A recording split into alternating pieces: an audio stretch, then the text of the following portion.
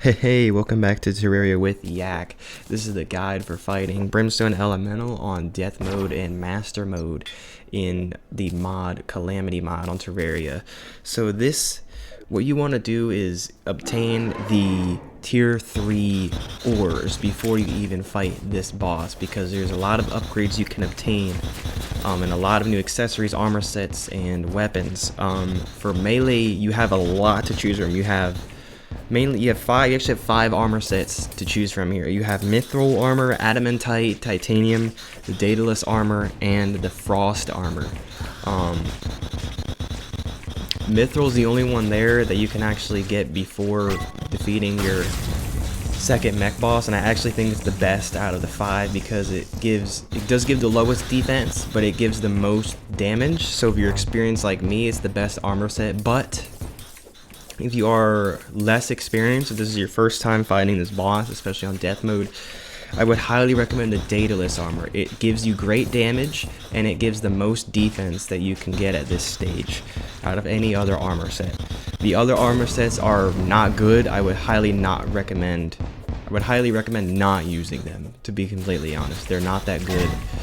But so just stick to mithril or the Daedalus armor. Next, you want to upgrade your dashing accessory to the Ornate Shield. It's basically the Asgard's Valor, just a worse version of that.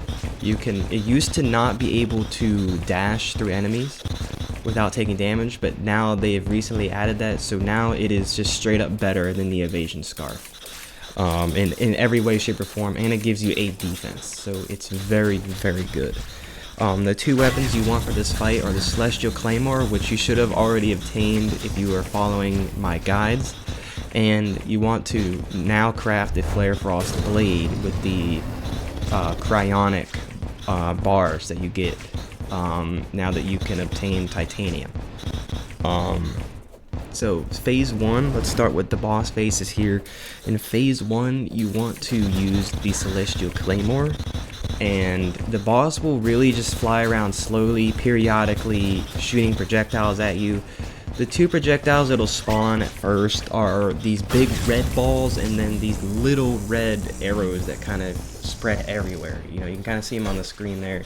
And then the boss will occasionally cocoon, and this is easily noticeable by it'll become stationary, and the sprite will change, and the boss looks like she's protecting herself.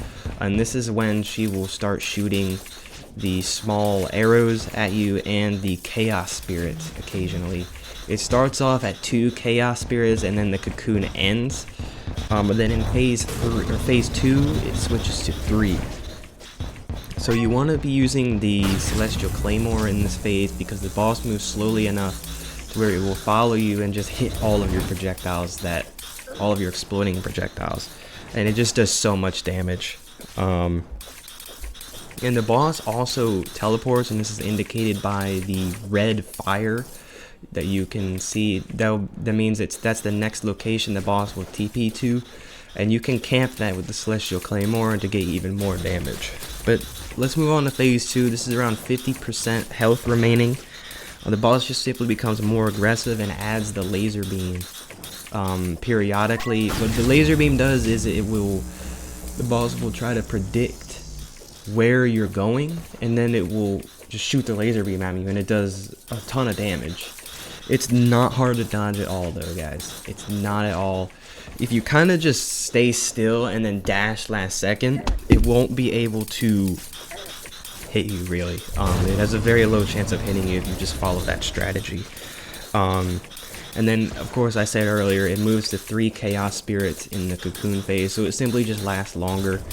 And this is the phase where I would switch to the Flare Frost Blade. The Celestial Claymore just becomes less viable because the boss is more at range. You're not going to get much value out of your exploding projectiles that the Celestial Claymore spawns. So yeah, but that's it for the video, guys. Thank you for watching. Have a wonderful day.